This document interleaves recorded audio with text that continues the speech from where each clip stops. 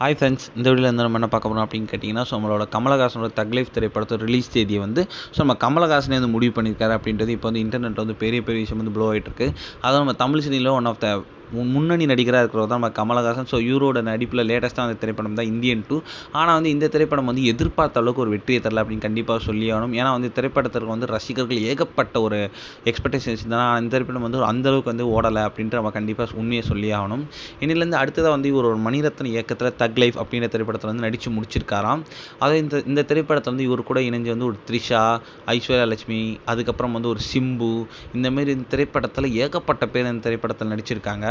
அதாவது இந்நிலையில் வந்து இப்போ வந்து தக் லைஃப் பற்றி வந்து ஒரு புதிய ஒரு அப்டேட் வந்திருக்கு. என்ன அப்படின்னு கேட்டிங்கன்னா, ஸோ இந்நிலையில் வந்து நம்ம கமலஹாசன் வந்து நம்மளோட தக் லைஃபோட முதல் பாதியை வந்து பார்த்துட்டாராம்.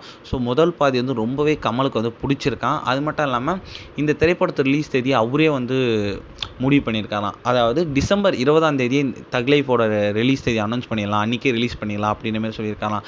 அதற்கு காரணம் வந்து இந்தியன் 2 ரிலீஸ் தேதி தள்ளி போனதுனால தான் இந்த திரைப்படத்துக்கு வந்து நிறைய பிரச்சனை வந்துச்சு, ஒரு கலைவான விமர்சனம் வந்துச்சு. ஸோ இதனால் வந்து தக் லைஃபுக்கு அப்படி ஒரு பிரச்சனை வரக்கூடாது, அதனால் வந்து சென்சாருக்கு இப்பயே அனுப்புங்க அப்படின்ட்டு வந்து கமலஹாசன் வந்து மணிரத்னம்கிட்ட வந்து ஒரு கோரிக்கை மாதிரி வச்சுருக்காரு அப்படின்றது இப்போது இந்த விஷயம் வந்து இன்டர்நெட்டில் செம ட்ரெண்டாக போயிட்டு இருக்கு.